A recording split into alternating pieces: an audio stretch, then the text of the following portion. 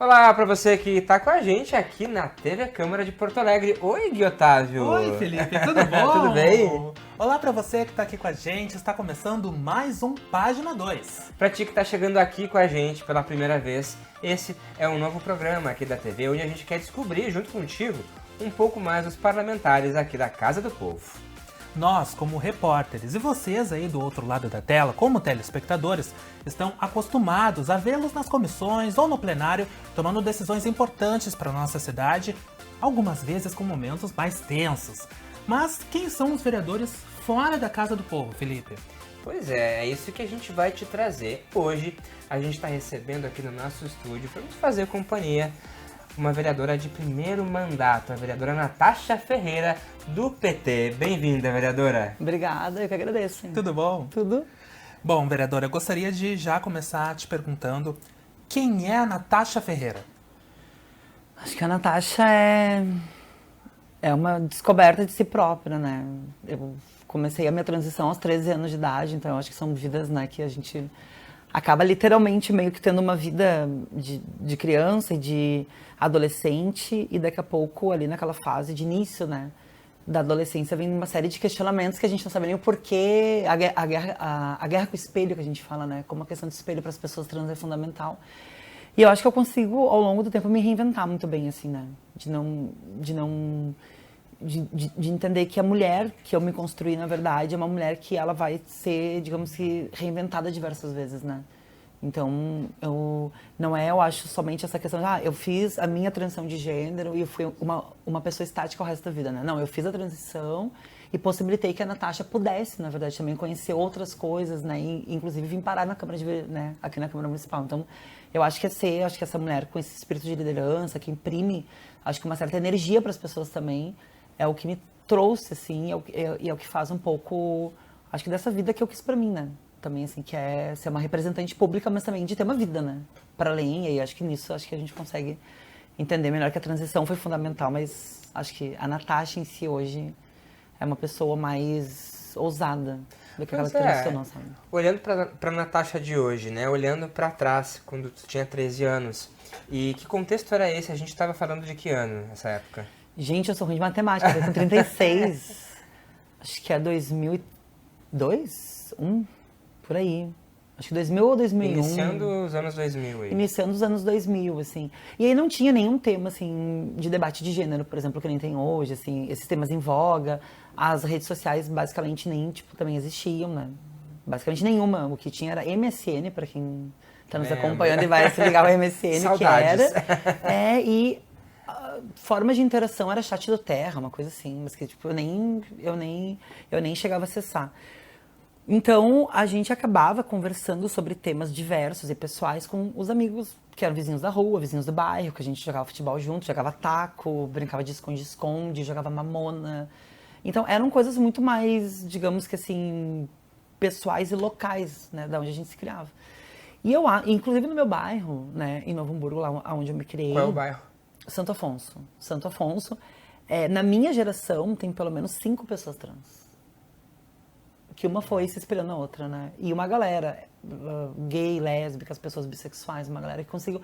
Porque a escola também foi digamos que eu acho que um instrumento que era para além da gente ir lá estudar, sabe? A gente tinha, sei lá, educação física, a gente apresentava trabalho em grupo, então a gente ia pra casa de todo mundo, e não era só sobre aquele trabalho, a gente terminava aquele trabalho, ficava falando sobre a vida, e aí, enfim.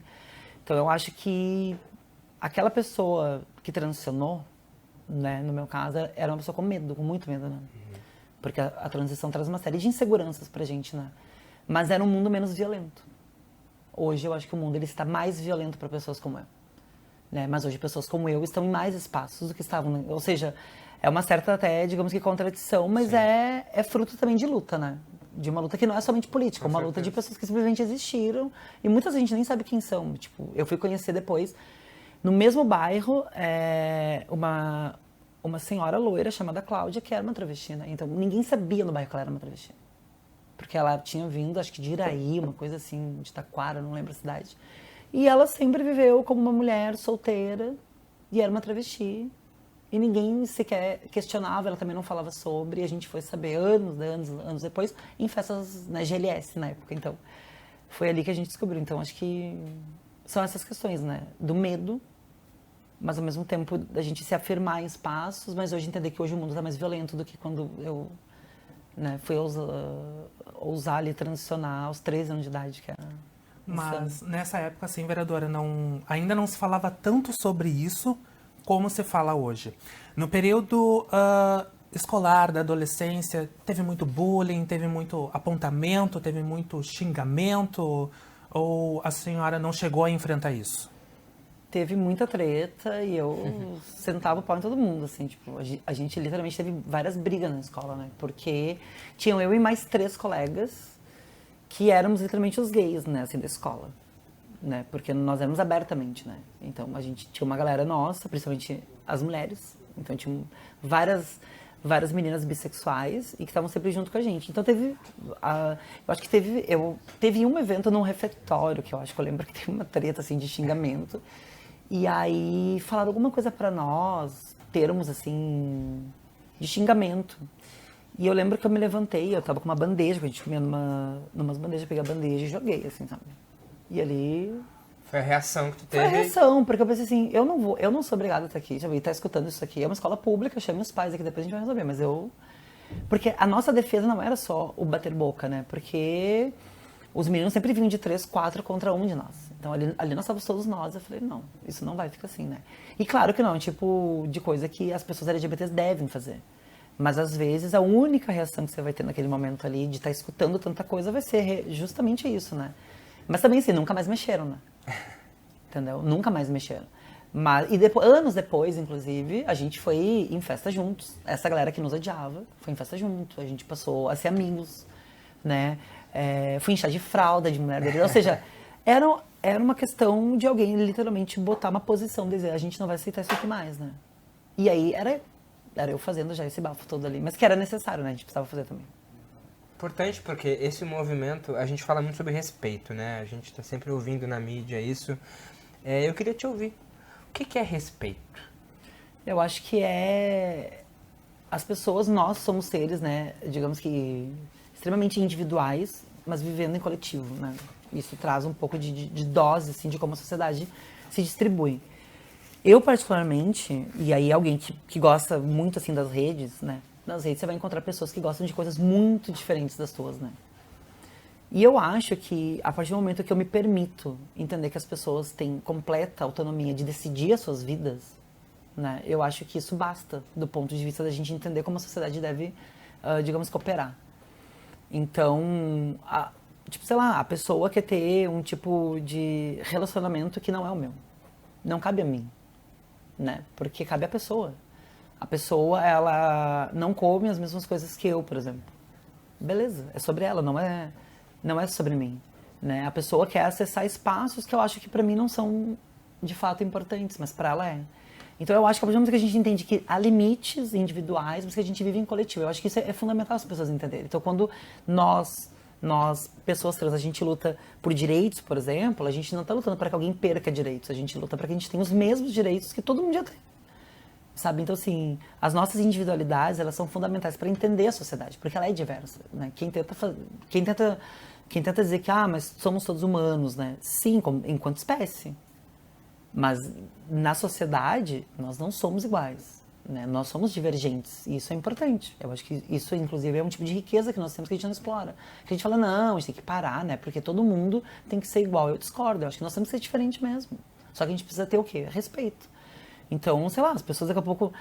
Vou pegar um exemplo que gera sempre debate entre os meus amigos, né? Carnaval. Tem uma galera que curte ir pro mato, ir pra praia, e gente que gosta do bloco. Não há literalmente nenhum erro nisso. Tu gosta do quê? Eu gosto da praia. Da praia Da mesmo? praia. Quer curtir a tranquilidade? Praia, tentar descansar, porque é difícil em carnaval descansar, porque tu vai pra qualquer lugar. Mas eu curto a praia.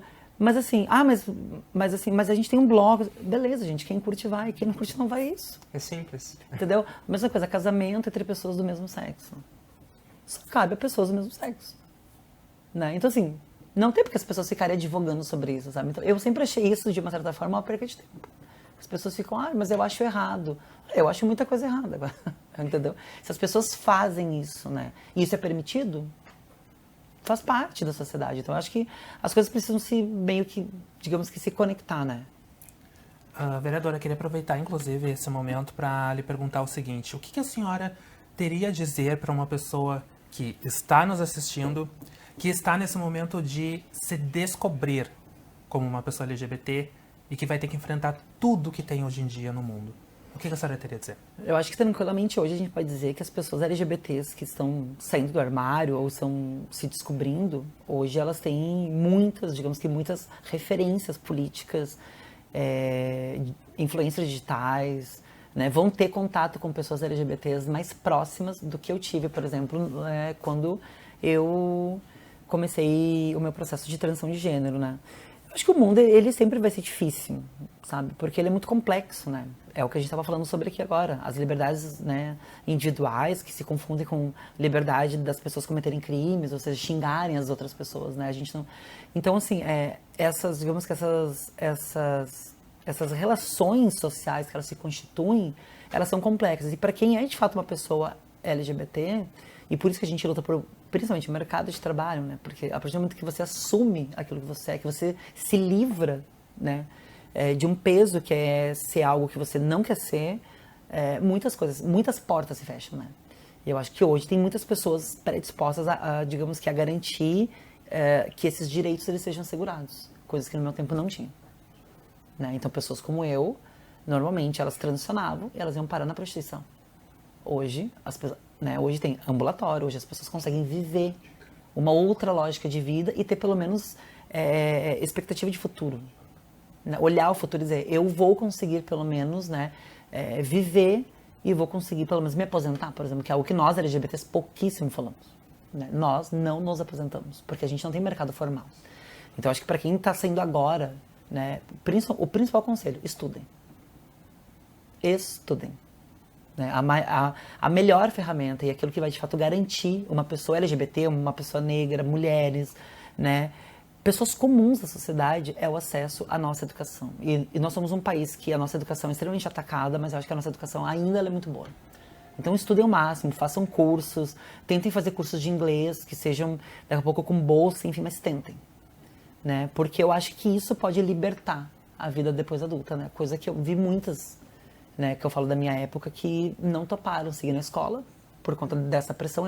Eu sempre fui de classe média, então eu sempre fui meio que, tipo, podem falar o que quiserem, eu não vou sair daqui. Mas muitas não conseguiram. E foram pra prostituição. Hoje tem umas que estão lá, tem duas amigas que moram em Roma, estão bem, mas o que passaram pra chegar até lá é triste, né? E eu, pra chegar até aqui também mas foi menos pior do que elas, né? Porque o acesso à educação me deu a possibilidade de acessar espaços. Então acho que isso... Muitos espaços, como a própria Câmara Municipal. Inclusive eu quero mostrar uma foto agora para a gente poder acompanhar aqui, a foto 1, para a gente entender esse espaço que a vereadora Natasha, então, começa a ocupar. Nessa foto que a gente está vendo, explica para a gente, contexto bem emblemático aí, pandemia. Que momento foi esse, vereadora? Acho que foi 2021. Eu assumi na suplência, eu estava no PSOL, eu assumi acho que no lugar do vereador Roberto Robaina. E acho que esse dia foi a votação, inclusive, foi na data do orgulho LGBT, mas também era a votação do fim do fundo dos municipários. Então era uma data emblemática mesmo. Porque ao mesmo tempo que a gente estava celebrando, a gente também estava votando uma questão do funcionalismo. E tinha a questão da pandemia, então tinha muitos vereadores que não estavam aqui, né, porque eles estavam de forma híbrida, estavam online, e eu fiquei acho que 2 semanas aqui na casa. Mas foi um tempo, assim, complexo, né? Assim, lembrar da pandemia, assim, uma coisa meio... E o que se passou na tua cabeça naquele momento, ocupando aquele espaço ali? Ali era literalmente sobrevivência, né? Porque a pandemia ainda, pra mim, ela não estava configurada. Eu achava que nós iríamos mais anos ainda. Numa pandemia, mundo afora, e a vida nunca mais ia ser normal. Eu acho que a vida não é mais como ela era, mas eu acho que a gente conseguiu, dentro de possibilidades, né? Tendo, enfim, uma série de, digamos que, de negacionismo no país, a gente conseguiu voltar a uma certa normalidade, mas eu acho que tem coisas que a pandemia trouxe e nunca mais vai tirar. O álcool em gel, por exemplo, eu tenho até hoje em casa. Em todo lugar que eu vou, eu pego álcool em gel. Toda vez que eu acesso um posto público de saúde, que eu vou com alguém ou que mesmo eu vá, a máscara.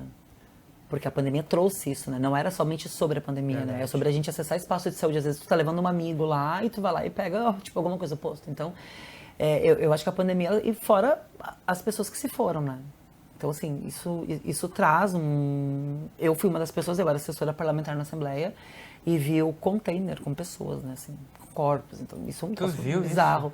Sim, porque a gente era da Comissão de Saúde na Assembleia. Então, foi bem pesado, assim, tu ver aquilo, porque é um troço surreal. Para mim, era uma coisa que... Aquilo não estava acontecendo, assim, naquele momento, né? E aí tu vê... Porque era aqui, né? Não era assim, em uma cidade como São Paulo, que tem, sei lá, quantas milhões de pessoas, mas era aqui em Porto Alegre. E aí uma galera dizendo, não, isso aqui não está acontecendo. Aí tu vai pra Câmara sobre isso, sobre um povo dizendo que isso era tudo mentira, e uma galera dizendo, gente, isso aqui tá matando gente, tá?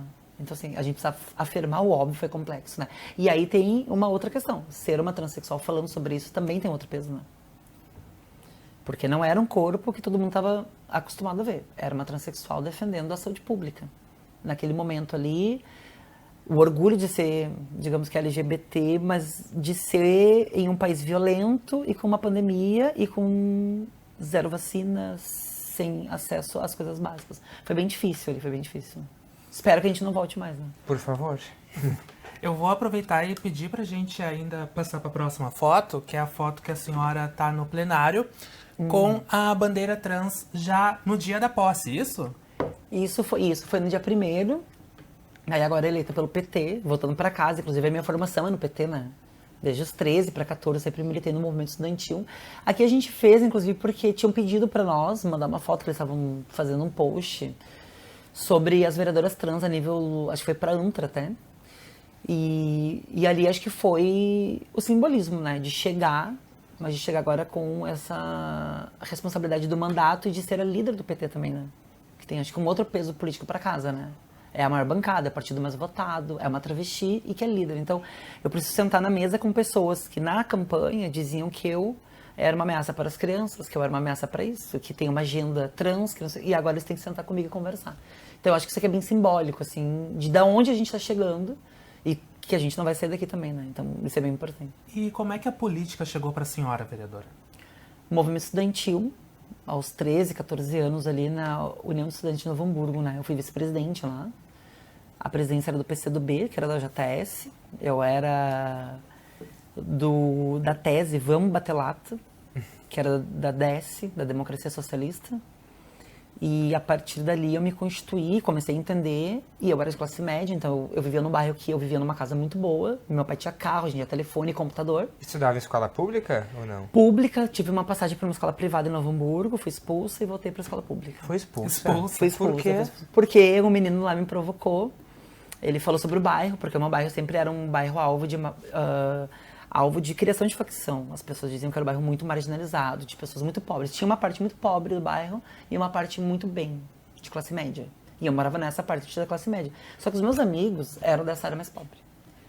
Então a minha vivência diária era com eu tendo tudo e colegas que não sabiam nem que o chuveiro podia ficar quente.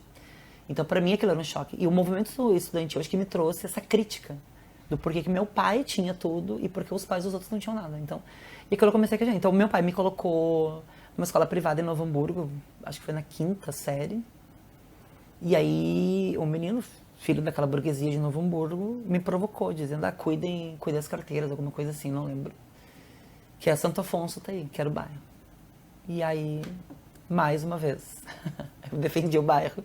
Fui pra cima dele, aí veio, acho que o diretor da escola, alguma coisa assim, aí o diretor falou pra mim que eu não podia brigar, e eu xinguei o diretor também. Falei que ali era, sim, uma questão de classe pra mim, e eu não ia ficar quieta, que se não tirar seguro também. Aí meu pai veio e... Pois é, deixa eu te perguntar sobre isso, assim, como é que hoje tu lida com esses sentimentos? Eu não sei se é raiva, mas o que é uma junção de um monte de sentimentos. Como é que hoje tu lida com isso? Muito mais boa, né? É porque eu acho que quando eu era mais jovem, pra você ter uma ideia, né? Eu tive uma passagem por um seminário em Dois Irmãos, na Igreja Católica, eu fui coroinha, né? Fui seminarista, joguei um tempo na base do Grêmio e depois eu transicionei, ou seja, é tudo aquilo que não se choca, né? Então assim, eu sempre fui muito, eu acho que quando eu conheci o movimento estudantil, tudo começou a me trazer muita rebeldia, né? Eu via pessoas com nada e pessoas com muito, e aí tipo, aquilo tinha uma questão de justiça pra mim, tipo assim, mas como eu ia fazer justiça se eu era muito jovem? Então essas provocações, antes, elas tinham um certo local, assim, de tipo assim, olhar aquilo, ouvir aquilo, e eu pensava, não, eu vou agora ir pra cima. Com o tempo, a gente vai amadurecendo e entendendo que, bom, a briga, ela não é a saída, né, a questão física, o xingamento, né, e eu acho que conhecer os direitos humanos também foi entender como que a luta deveria se organizar pra minha vida também, né. Sim. Então eu acho que a política, ela chega nesse movimento estudantil, conhecendo o PT e, consequentemente, depois conhecendo os grupos feministas de direitos humanos, o movimento LGBT, inclusive, eu demorei muito para conhecer, de forma organizada, né?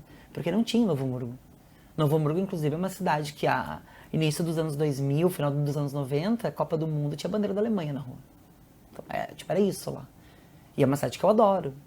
Mas ela tem uma cultura muito conservadora do ponto de vista, assim, de qualquer ser que não seja o ser hamburguense que eles falam, né? Então, pra mim, aquilo era um choque. Porque tinha uma galera que queria disputar essa cultura da cidade e eu era uma dessas. Que eu tava lá, na esquina do shopping da cidade, com mimeógrafo. Quem vai lembrar de mimeógrafo tá com mais de 35. E dizendo pras pessoas que o prefeito queria aumentar a passagem e que nós íamos fazer um ato e a gente ia deitar na frente da garagem do ônibus, pra que o ônibus não saísse. Então, a forma de organizar as coisas mudou, porque antes pra mim era não, entra no ônibus e diz, vamos lá, você sai e a gente não vai andar de ônibus. Então, acho que o movimento conseguiu trazer essa organização e consequentemente, entender que as provocações que antes eram homofóbicas e depois passaram a ser transfóbicas, elas seriam pra vida toda, como é até hoje. Então, hoje, por exemplo, as redes sociais é um show de transfobia. Muitas eu dou, inclusive, risada, né? Porque eu acho que as pessoas que tentam, né, digamos que me atingir, ou pela questão estética, ou pela questão da minha identidade, são bem menos, né, digamos que autoafirmadas do que eu fui a vida toda. Né? Porque a gente luta pra ser aquilo que a gente é. Boa parte das pessoas que me xingam, não. Então eu acabo dando risada, eu digo, xinguem à vontade, entendeu? Não muda. Mas eu aprendi a lidar com isso. Porque eu queria até te perguntar sobre esses escapes, né? Tu tá dizendo que é muito tranquilo, a gente sente, vê a tranquilidade em pessoa, que é a vereadora Natasha. A gente não vai ver ela brigando aqui, até agora a gente não viu. A gente vê que ela tem uma forma de legislar aqui bastante no diálogo. Mas esses escapes, vereadora, as pessoas muitas vezes recorrem a esporte, para relaxar mesmo. O que a Natasha faz? Joga bola ainda, curte escutar música, passear, que eu sei que tem um animal de estimação. A minha filhota. Eu curto bastante futebol, eu sempre gostei. Meu pai, a gente toda quarta de noite tinha jogo do Campeonato Brasileiro, então era meio que sagrado, a família toda olhando. A gente olhava qualquer jogo aleatório. Eu sempre gostei de jogar futebol, sempre gostei de ir em estádio, de ter esse vínculo com o esporte como um todo, mas especialmente futebol, né? E eu jogo até hoje, tem um time nosso que o nome é LGBTX, já joguei em times femininos que disputaram competições aqui no estado, jogo com um time nas quintas-feiras, inclusive joguei na última semana a gente joga na Orla, que é um time somente de homens héteros, é uma galera antifascista, então eu sou a única pessoa trans, a única mulher a jogar, então acaba que... E eu consigo, pelo esporte, acessar espaço. Óbvio que eu sei que acesso por ser uma pessoa branca, por estar em espaços mais, digamos que, de mais rápido acesso, que essas pessoas acabam meio que, digamos que, respeitando. Mas, para mim, o futebol sempre foi um escape, assim. A prática de esporte. Eu adoro andar de bike, né? Mas faz anos que eu não tenho uma bicicleta. Nunca baixei essa função para ter essas bikes aqui de Porto Alegre. E... vôlei eu jogava bastante, assim, em verão principalmente, com uma galera que se organizava na Orla, mas a Orla agora tá voltando. E tem a minha filhota, né, que eu acho que a Zica consegue fazer com que eu, às vezes, consiga chegar em casa, assim, tipo, abraça ela vem em mim, daí a gente sai, eu caminho com ela, a gente zanza um pouco. Pô, com esse tempo agora, como é que tu faz? Porque teu tempo bastante atribulado, né? Aí o pai dela sai, né? Que bom! Cumpre esse papel de sair, entendeu? De cuidar. Daí às vezes eu chego, daí eles, amor, eu já saí com ela. Até porque agora de noite não tem como sair muito também, né? Fica meio ruim.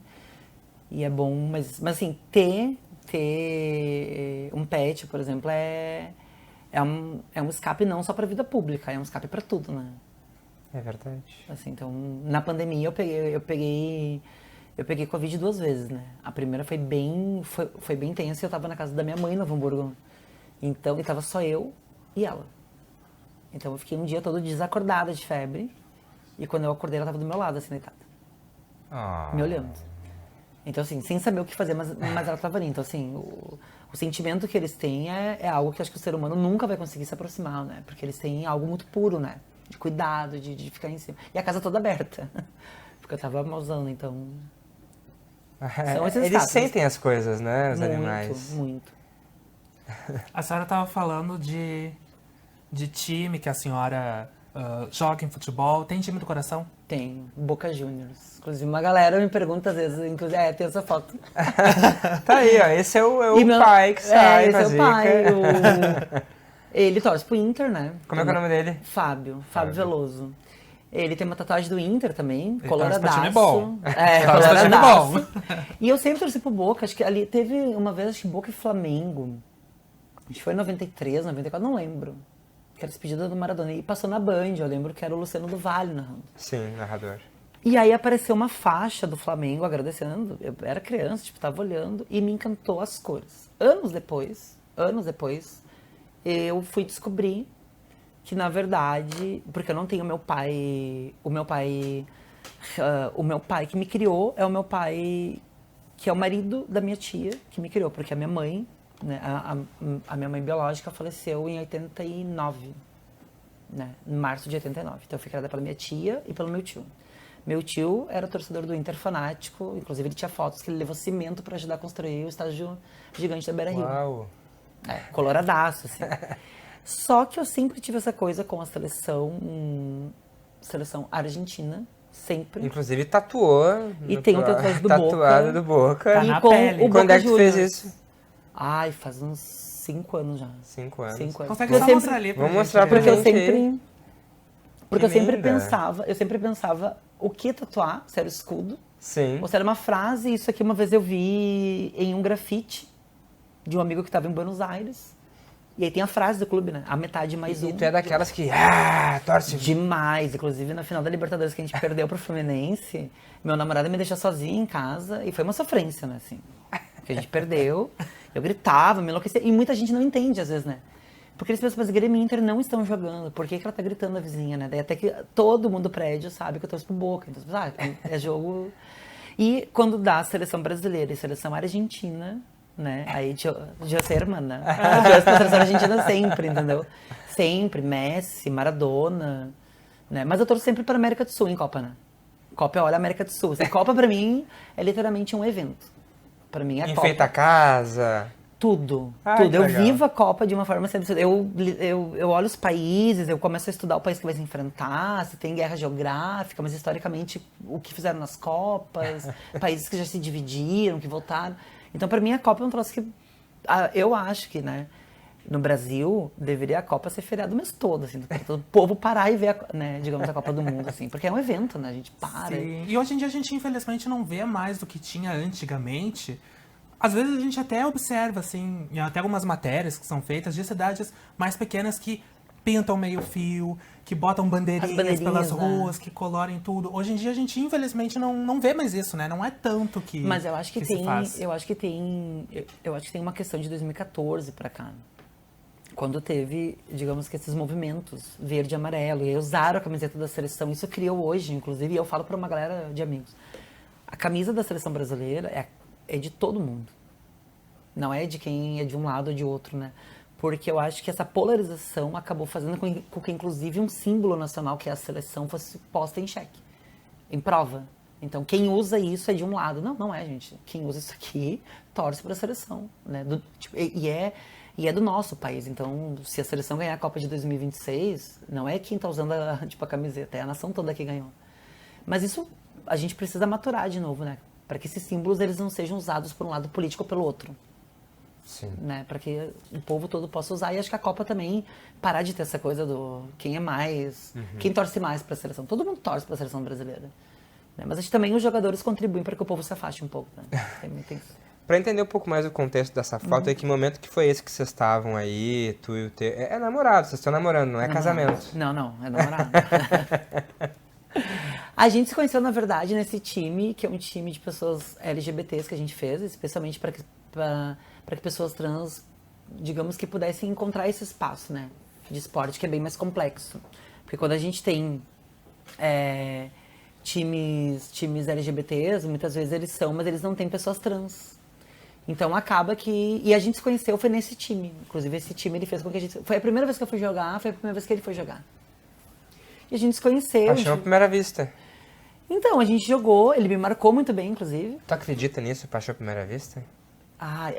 Pra mim, nunca Não funcionou. rolou. Nunca funcionou. Porque a gente fica conversar. Eu sou muito mais da pessoa conversar e ela ter alguma coisa de assunto, Sim. fora querer esses dates meio vagos. Assim, ai, como tu é bonita. Nossa, isso pra mim fica muito, digamos que... É quase que uma performance das pessoas, né? Então eu gosto que a pessoa fale sobre o que ela gosta, sobre como ela é, como ela pensa, né? Isso te atrai? Isso, E ali foi muito... Eu acho que foi muito meio que natural. A gente conversando pelas redes, a gente ia jogando, até que a gente foi começando a ficar, e aí ficando. Aí um dia ele trouxe o PlayStation lá pra casa. Pronto, não saiu mais. E aí uns amigos me falaram ainda, se ele trouxe o Play, ele não vai mais embora. Eu nunca entendi, porque eu nunca joguei videogame, assim, nunca, nada. E aí eu falei, não, mas por que o que tem a ver trazer o Play pra cá? E aí tá lá, 2 anos morando junto, estamos até hoje. Tá morando junto? A gente mora 2 anos junto. É o casamento, vereadora? Desde que ele... não é oficial, né? Ó, Fábio, fica aí, ó. Mas a gente eu não usa, sei a gente nada. usa. Já a gente teve usa aliança. direta já de com o compromisso. Fábio. Aliança de compromisso, a gente usa aliança de compromisso, então Já tá mais. sério a coisa. Já tá. Ele é louco pra botar pra esse lado aqui, né? Eu falo, segura. Calma, vamos até uns 5 anos, hein, pra... E nesse lance do futebol, vereadora, já visitasse a La Bombonera? Não? Não. Pior que não, quero muito ir, mas quero fazer um tour por vários estádios, tirando o estádio do River Plate, né? Que é o rival do Boca Juniors. E é uma torcedora que frequenta estádio e que assiste ali quietinha, torcendo um pouquinho, ou que não, que vai, que grita, Não, que faz. Foi. O zaga com a Fábio fez eu banda. ir no Beira-Rio, acho que ano retrasado até, pra ver Inter e Juventude. E aí eu falei, vamos perto da Popular. Aí, claro que eu tampei, né? Isso aqui. Que o Boca, né? acho que Tá pra alguma Grêmio, coisa mais pra séria. Grêmio e Inter, né? Acho que o Boca não é muito bem-vindo. Mas eu tava lá, como a gente fala, enteando, cantando, alentando junto. Porque pra mim, eu acho que essa experiência de estádio deveria ser uma experiência que deveria ser mais normalizada por nós, pessoas LGBTs, né? Claro que eu sei que é um ambiente machista, violento, misógino. Mas acho que se a gente fosse de grupos para esse espaço, como foi a histórica a torcida do Grêmio acolher gay, né? Disputar esse espaço também. Mas é massa, a sensação é muito massa, né?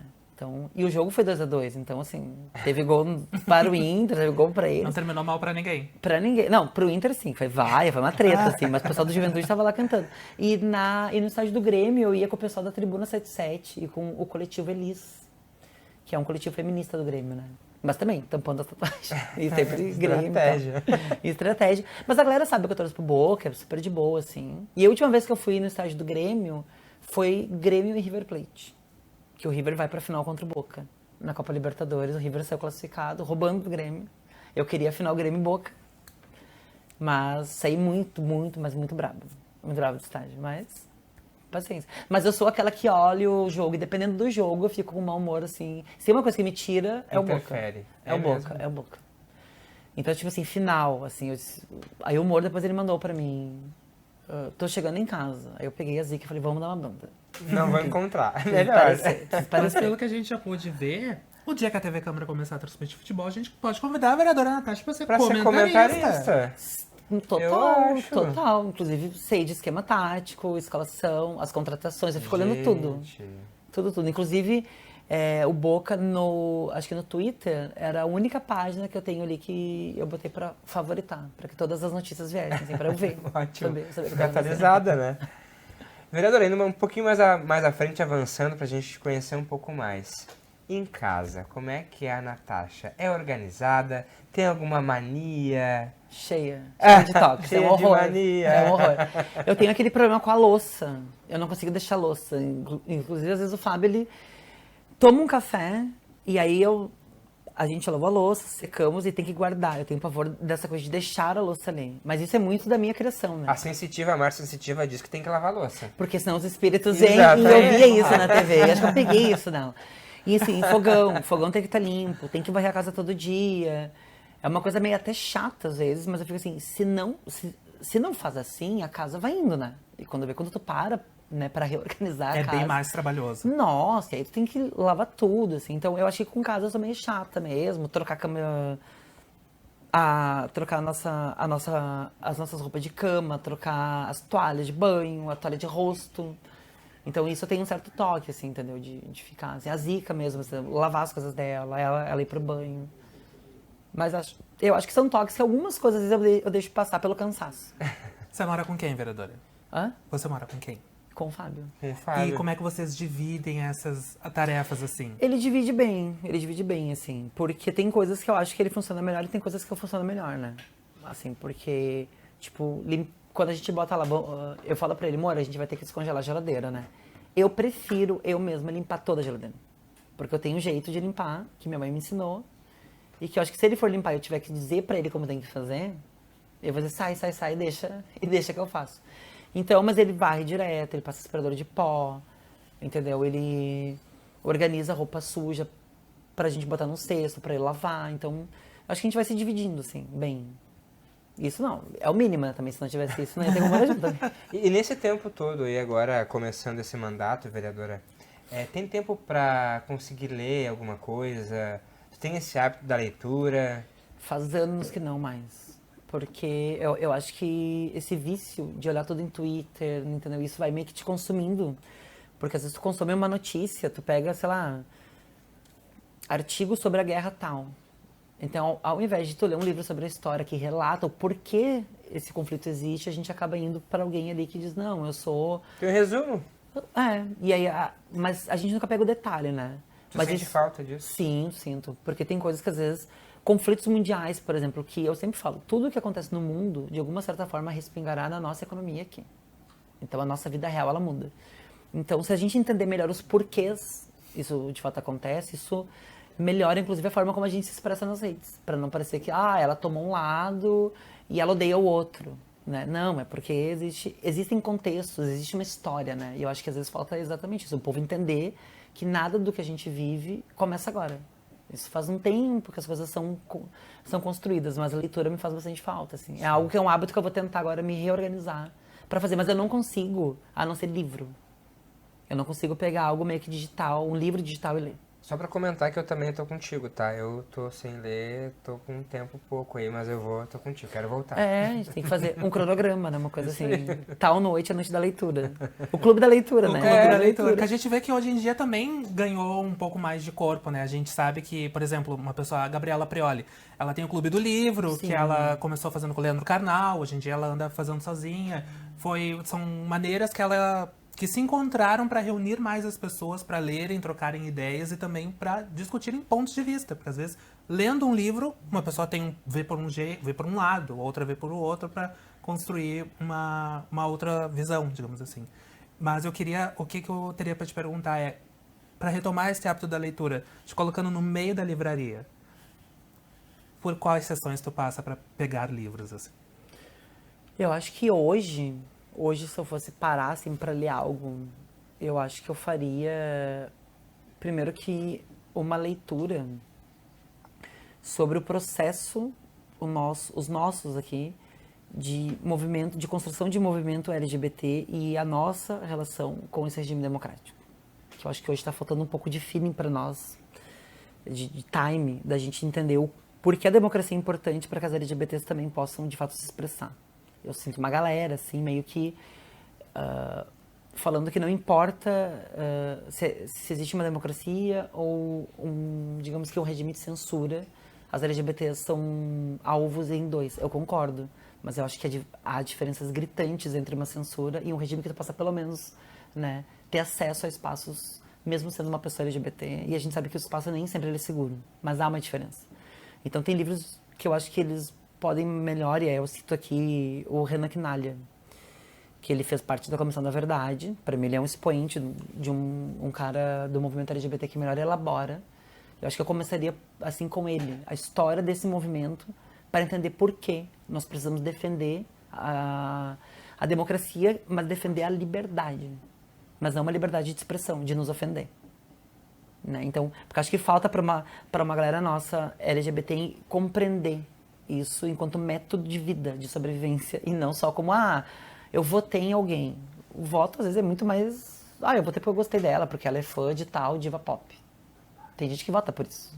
As pessoas não votam. Eu mesma apresentei coisas econômicas a campanha toda, e tem gente que votou porque eu gosto de tal diva, ou porque eu tava mais loira.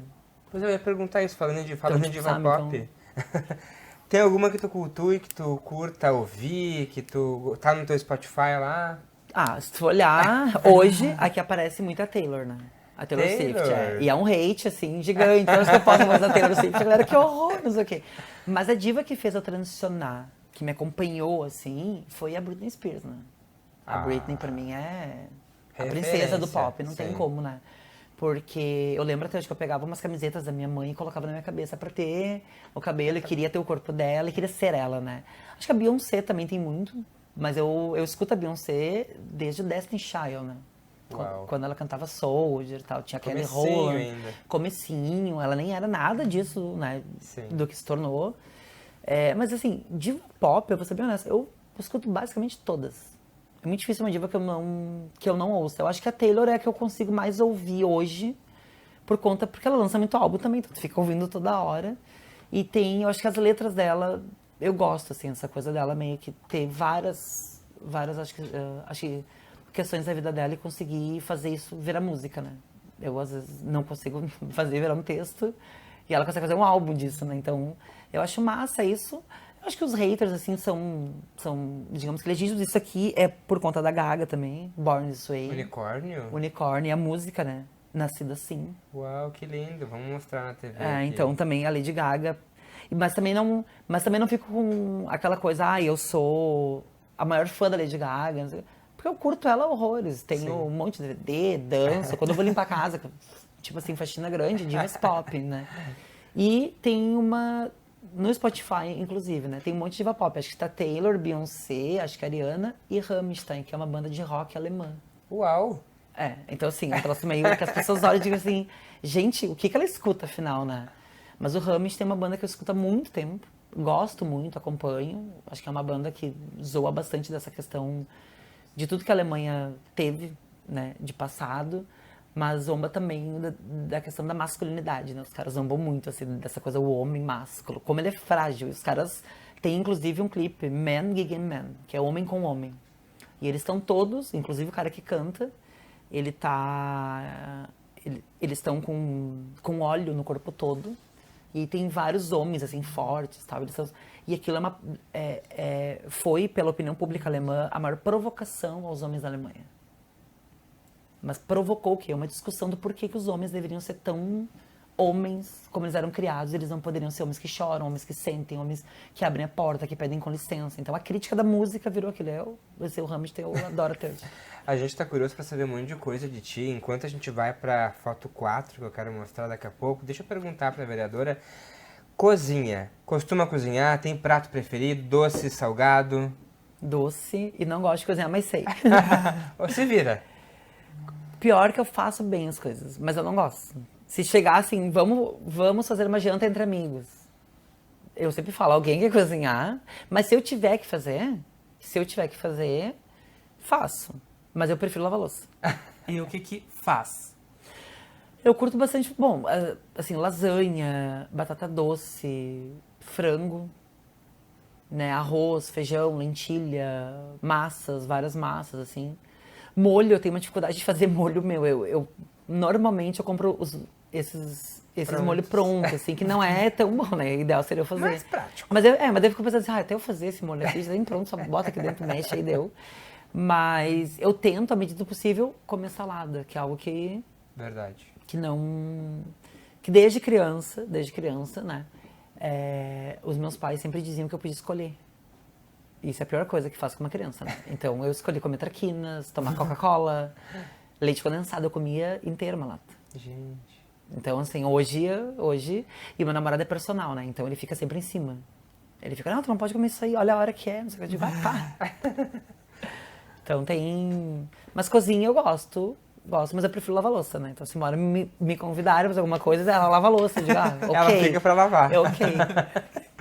Vamos pra foto? Vamos pra foto, tá aí no telão já. Explica pra gente que foto é essa. Essa é minha mãe, que na verdade ela é minha tia, mas que me criou desde os meus 6 meses, né? Como é que é o nome dela? Noêmia. Noêmia. Essa foto é em Novo Hamburgo? Novo Hamburgo, no bairro Lomba Grande. Inclusive, minha mãe é vizinha do Fortnite, lá. E aí se dão, se conversam, E a mãe, na verdade, pra mim, ela é um anjo, né? Porque minha mãe biológica faleceu em março de 89. Você tinha relação com ela? Não, porque quando ela faleceu eu tinha 11 meses, né? Ah, sim. E eu fiz um ano em abril de 88. Então, a minha mãe, que essa aqui ela já tinha me pego pra mim, que era fazer uns meses. Então, ela... E foi a primeira pessoa que quando eu transicionei, ela... foi muito de boa, foi muito humana, assim, de me respeitar. Tanto no nome, mas sempre teve medo da violência, né? Então, a nossa conexão é gigante, a gente se fala todo dia. Quando eu fui eleita, ela chorava muito. Que amor. Né? Então, e sempre teve essa questão. E eu sempre, quando posso, vou lá, ou ela vem aqui, tipo, em Porto Alegre. E ela sempre soube respeitar as minhas decisões. Isso eu acho que é o mais importante de mamãe. Ela sempre respeitou. Claro que ela tem o medo da violência, o medo, né, de um mundo completamente selvagem, mas é aquilo, ela sempre... A única coisa que eu lembro até hoje, quando eu falei, mãe, eu acho que eu não sou menino, e eu não gosto de meninas, eu não... E ela disse assim, ok, tudo bem, mas eu só peço uma coisa. Ela disse assim, termina de estudar. Estuda até o final, ela disse assim. Então, acho que hoje, se eu tô até aqui muito, é por conta dela, né? Tipo, a mãe é... E tomara que todas as pessoas LGBTs tenham mães assim, né? Um salve pra dona Noêmia, então. Um beijo. Coisa boa. A criação deu certo. Bom, eu vou pedir pro Didi, o nosso diretor de imagem, preparar a foto 3, porque a senhora trouxe aqui pra gente que a sua história, pelo que nós podemos acompanhar, ela sempre desde cedo foi de muita luta. E essa foto aqui, no pórtico da Câmara, eu acredito que ela represente muito disso, e eu aproveito para lhe perguntar quais vão ser as suas lutas aqui nessa legislatura na Câmara. Eu acho que chegar aqui na Câmara é fruto de uma luta de várias outras pessoas, né? Eu acho que cito aqui o Célio Golim, que é do Grupo Nuances, que é histórico, assim. Acho que o Célio fez uma luta para que muitas e muitos de nós, a gente pudesse ter direito à vida, né? A vida, porque a gente estava... Ele viveu, enfim, né? O fim ali, acho que da ditadura, a redemocratização, a epidemia do HIV/AIDS na década de 90 e como ela era, né, jogada para nós e como hoje a gente conseguiu fazer esse debate de uma forma mais humanizada. Então, acho que eu chego na Câmara, mas chego com a história de muitas e de muitos, né? Muitos que não estão mais entre nós, mas muitos que estão e devem ser sempre celebrados. Eu acho que aqui na Câmara, o principal é aquilo que eu falei a campanha toda, assim. O movimento LGBT em Porto Alegre, especialmente, eu sou uma parlamentar hoje que eu olho a cidade numa perspectiva econômica, tá? Então, assim, eu não acho que o direito de pessoas LGBTs passem, né, por eu fazer qualquer tipo de proposta que não seja debater o orçamento público. Então, eu acho que pra gente ter casa de acolhimento, centro de referência, vaga em creche, pra gente ter água encanada na cidade toda, pra gente ter saneamento básico, pra ter transporte público mais barato, pra ter uma cidade mais verde, pra que a gente contenha as enchentes de Porto Alegre, precisa debater orçamento. Então, eu acho que as lutas, às vezes, as pessoas ficam, a luta LGBT. É óbvio que ela é importante, mas ela é quase que intrínseca a mim. Porque é exatamente o que eu sou. Claro. A questão é como que eu tiro as nossas e os nossos de um gueto, de um nicho, de uma discussão que não é só sobre o que nós... Porque a gente paga aluguel em uma cidade que aumentou 25% o aluguel. Né? A gente paga luz em um estado que aumentou o nosso ICMS. A gente paga água em uma cidade que a água... É recomendação pública que não beba, tipo, por muitas vezes não beba água quando ela volta, né? Quando falta água ali, que a gente filtre. É uma cidade que é extremamente violenta hoje, né? Então, nós LGBTs, a gente vive a mesma cidade, a gente acessa os mesmos mercados, faz a mesma compra e tem a mesma dívida pública, né? A gente alimenta isso. Então, a gente precisa disputar o todo, não mais, a gente quer uma coordenadoria e que essa coordenadoria... Não, a gente quer que a Secretaria de Saúde, de Educação, de Obras, pense a cidade, inclusive para nós, mas incluindo todo mundo. Eu acho que essa é, digamos que a grande questão, porque muitas vezes as pessoas já me perguntaram aqui na casa, qual é o banheiro que tu vai usar? Muita gente, inclusive vereadoras e vereadores, qual é o banheiro? Eu digo, tem uma lei federal sobre o banheiro. Mas o que eu quero é que os banheiros públicos não sejam cobrados e que eles sejam melhor, digamos que efetivados para que todo mundo tenha acesso.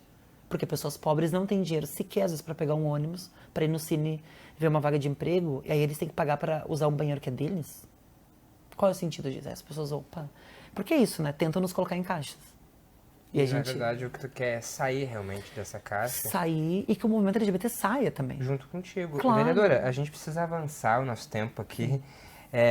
A gente ficaria aqui mais 1 hora. Muito, muito bom conhecer um pouco mais de ti, mas a gente chegou na parte final do nosso programa, que é o ping-pong. Que é assim, a gente pergunta e tem que responder sem pensar, o que vier na cabeça. Tá bom? Combinado? Vamos lá. É só sim e não ou te Não, tem perguntar? que responder. A gente vai Tá. fazer uma pergunta e vai responder o que vier na cabeça. Eu vou começar, Gui. Pode começar, ser? claro. Vamos começar com a primeira. Um ato de coragem. Transicionar. Uma notícia que te deixa feliz. Vitória do Boca. E uma notícia que te deixa triste. Qualquer coisa associada ao Nicolas Ferreira. Uma covardia. Uma covardia. Ai, tem tantas covardias. Eu acho que a misoginia é uma covardia gigante, assim, de estado que a gente precisa combater. Um medo. Não ser útil para a cidade. Pela expectativa que colocam em cima de um mandato de uma pessoa trans. Eu acho que... Por isso que eu tento ser o mais séria possível para que o povo possa dizer, nossa, não é sobre o que ela é sobre o que ela de fato ali se propõe a fazer, né? Uma esperança. Que em 26 a gente tenha um congresso e uma política cada vez mais de centro à esquerda e que possa fazer esse país voltar a crescer de fato como a gente quer. E pra terminar, ser feliz é... Ser livre. A liberdade é não ter medo, né? Acho que é isso. Muito bem. Obrigado, vereadora, por Eu essa agradeço. linda conversa. Valeu, obrigada. Foi muito, muito, muito legal. Mais um programa legal, né? Que a gente Mais só vem um tendo maravilhoso, né? Programas incríveis. Obrigado, vereadora. Viu? Tudo de bom. Bom mandato para a senhora e boa legislatura aqui na Câmara. Obrigada para nós. Que essa Câmara esse ano a gente possa ter boas discussões, né? Muito bem, e virou então a página 2 hoje com a gente, a vereadora Natasha Ferreira, do Partido dos Trabalhadores. A gente agradece, eu e o Gui aqui pela presença, até gaguejei aqui nervoso, mas estou muito feliz. Gui, obrigado pela parceria. Eu que agradeço. Até a Até próxima. a próxima, né? E até a próxima com vocês aí do outro lado da tela. Tchau. Tchau.